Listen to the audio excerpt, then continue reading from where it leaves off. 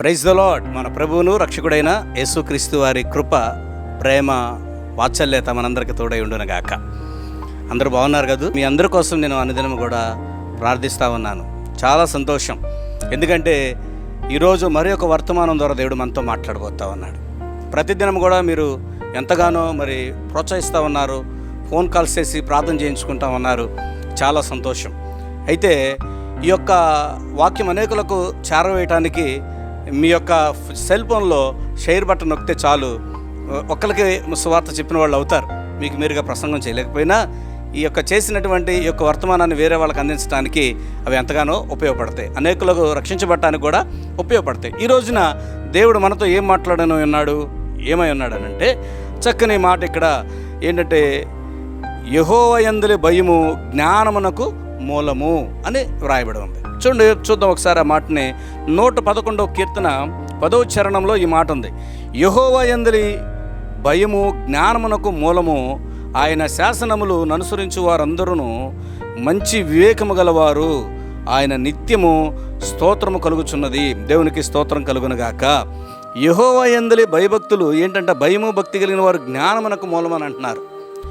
దేవుని యందు భయము భక్తి కలిగి ఉండట జ్ఞానము. ఈ లోకంలో చాలా విపరీతమైనటువంటి జ్ఞానం ఉంది. జ్ఞానం లేదంటానికి లేదు, కానీ మంచి జ్ఞానము చెడ్డ జ్ఞానము రెండు ఉన్నాయి. కనుక వివేచించి వాటిని తెలుసుకోవాలి. అలాగే ఏదోని తోటలో మంచి చెట్టు ఉంది, అలాగే మంచి చెట్టుల నుంచి వచ్చేటటువంటి చెట్టు కూడా ఉంది. దేవుడు ఒక నియమాన్ని పెట్టాడు, మీరు సావకుండా ఉండటానికి ఇదిగో ఆ మంచి చెట్ల నుంచి చెడులను తెలియచేసే పండు మీరు తినొద్దని అన్నాడు. అంటే అదేంటిదంటే ఈ లోకపరమైనటువంటి జ్ఞానం. దేవుడిచ్చేది మంచి జ్ఞానం, దైవికమైన జ్ఞానం. ఆయనందు భయముతో ఉన్న వారికి ఎలాంటి జ్ఞానాన్ని దేవుడు అనుగ్రహిస్తాడో మీకు తెలుసా? పరిశుద్ధ గ్రంథంలో మనం చూసినట్లయితే ఆ యొక్క లేఖనాల భాగాలను ఒకసారి మనం చూడండి. చక్కని మాటలు మనకు తెలియపరచబడుతూ ఉంటుంది. కీర్తన గ్రంథం 119వ కీర్తన 98వ చరణంలో ఉంటుంది. నీ ఆజ్ఞలు నిత్యము నాకు తోడుగా నున్నవి, నా శత్రువులకు మించిన జ్ఞానము అవి నాకు కలగజేయుచున్నవి. దేవుని యొక్క జ్ఞానము మనకు ఎలా ఉండాలి అంటే నిత్యము తోడుగా ఉండాలి. నిత్యము తోడుగా ఉన్నట్లయితే ఆయన ఇచ్చేటటువంటి జ్ఞానం ఎలాంటిదంటే, శత్రువులకు మించినటువంటి జ్ఞానము దేవుడు నీకు అనుగ్రహిస్తాడు. విస్తారంగా మాట్లాడటానికి సమయం చాలదు కనుక, శత్రువు ఎవరో? మనకి శత్రువు ఇంటి ముందు వారు, ఇంటి పక్క వారు కాదండి. శత్రువు అనగానే మనుషులు అనుకున్నారు. శత్రువు అంటే అపవాదే మనకి ప్రధాన శత్రువు అయి ఉన్నాడని కనుక వాడి యొక్క తలంపులను, వాడి యొక్క ఆలోచనలను మించినటువంటి జ్ఞానం దేవుడు నీకు అనుగ్రహిస్తాడు. దరిద్రతలో నుంచి విడుదల పొందాలంటే దేవుడు ఆయన ఇచ్చేటటువంటి జ్ఞానము ద్వారా అభివృద్ధిలోని మనల్ని నడిపిస్తూ ఉంటాడు. అనేక రకాలుగా చెడగొట్టేటటువంటి స్నేహితుల దగ్గరికి వచ్చినప్పుడు వాటి నుంచి విడిపించడానికి దైవికమైన జ్ఞానం నీ దగ్గరికి వస్తుంది. అలా దేవుడు నిన్నేం చేస్తాడంటే, శత్రువుకు మించినటువంటి జ్ఞానాన్ని దేవుడు నీకు దయచేసి వేటగాని ఊరిలో నుంచి తప్పుకోవడానికి దేవుడు నిన్ను ఏం చేస్తాడు తెలుసా? సిద్ధపరుస్తాడు. గుర్తుపెట్టుకో. రెండవదిగా మనం చూసినట్లయితే అలా అది 99వ చరణంలో, నీ శాసనములు నేను ధ్యానించుచున్నాను, కావున నా బోధకులందరికంటే నాకు విశేష జ్ఞానము కలదు అని అంటాడు. అంటే తన బోధకుల కంటే కూడా విశేషమైన జ్ఞానం ఎవరు ఇవ్వగలుగుతారు అని అంటే దేవుడు మాత్రమే ఇవ్వగలుగుతాడు. ఈ పరిశుద్ధ గ్రంథాన్ని చేతపట్టిన వాళ్ళు ఎక్కడ కూడా పడిపోయినట్లు చరిత్రలో లేదండి. దైవికమైన జ్ఞానం అంతా ఇందులో గుప్తమై ఉన్నది.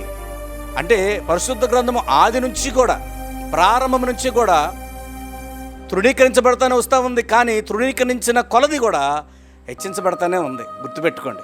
కనుక ఈ పరిశుద్ధ గ్రంథంలో దైవికమైనటువంటి జ్ఞానము చాలా ఉంది. బోలెడని విషయాలు దేవుడు దీంట్లో తెలియపరిచాడు. ఈ విషయాన్ని గమనించుకోవాలి. అలాగే 100వ చరణంలో చూసినట్లయితే, నీ ఉపదేశము వలన నేను లక్ష్యము చేయుచున్నాను, కావున వృద్ధుల కంటే నాకు విశేష జ్ఞానము కలదు అని అంటాడు.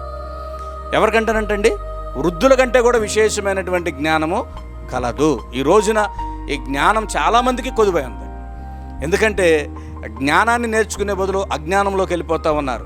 ఈ 2025 కడవరి దినాల్లో చాలా దగ్గరగా, యుగాంతానికి దగ్గరగా ఉన్నప్పటికీ కూడా ఇంకనూ అనుమానాలు, అపోహలు, అనేకమైనటువంటి నిర్లక్ష్య ధోరణి ఇక్కడ మనకు కనపడతా ఉంటుంది. కనుక మనం అటు ఇటు చూడొద్దు. దేవుని వైపును చూపించినప్పుడు ఆయన దైవికమైనటువంటి జ్ఞానంలో నిన్ను ఆయన స్థిరపరుస్తాడు, నిన్ను ఆశీర్వాదకరంగా ఆయన ఉంచుతాడు. కనుక నువ్వు ఎలాగుండాలి అంటే, ప్రభు సన్నిధిలో జ్ఞానాన్ని నేర్చుకునేవాడిగా ఉండాలి. అందుకని చిన్నపిల్లలప్పుడు చక్కగా మరి చర్చికి తీసుకొని వెళ్తే చాలా విషయాలు పిల్లలు నేర్చుకుంటారు. వాళ్ళు పెరిగేటప్పుడు వాళ్ళకి ఎలా ఉంటుందంటే దైవీకమైనటువంటి గొప్ప జ్ఞానంతో వారు నింపబడి వాళ్ళు తొలగిపోకుండా స్థిరులుగా ఉంటారు. ఆ విషయాన్ని మనం గమనించాలి, ఆ విషయాన్ని మనం జ్ఞాపకం చేసుకోవాలి. ఒకరోజంట ఒక రాజుగారు ఏం చేశారంటే ముసలి వాళ్ళందరినీ కూడా చంపేయమన్నాడట. ముసలి వాళ్ళందరినీ చంపేయండి అని అన్నారు. వృద్ధులు అనేవాళ్ళు ఉండకూడదు, యవ్వనస్తులు మాత్రమే ఈ దేశంలో ఉండాలి అని చెప్పేసి అలాంటి ఒక ప్రకటన ఇచ్చినప్పుడు ఒక యవ్వనస్తుడు తన తాతగారిని చంపడం ఇష్టం లేక ఆయన అండర్ గ్రౌండ్లోకి తీసుకెళ్ళి ఎవ్వరికి తెలియకుండా ఒక రహస్య ప్రాంతంలో ఆ తాతగారిని దాచిపెట్టాడు. ఆయనకి అన్నపానాలు అవన్నీ కూడా పరిచర్య చూసుకుంటా ఉన్నాడు. ఈ లోపల కొంతకాలం కొన్ని సంవత్సరాలు గడిచిన తర్వాత ఆ దేశం మీదకి విపరీతమైనటువంటి కరువు వచ్చింది. కరువు వచ్చినప్పుడు ఇప్పుడు ఏమంటున్నారంటే సలహాలు ఇస్తా ఉన్నారు. యవ్వనస్తులు ఒక్క సలహా కూడా ఎవరికి ఉపయోగపడలేదు. అప్పుడు ఎవరు అవసరమయ్యారు తెలుసా? వృద్ధులు అవసరమయ్యారు. అయ్యా 100 సంవత్సరాలు దాటిన ముసలోళ్ళు మీ దగ్గర ఎవరైనా ఉంటే ఎవరైనా తీసుకురండి.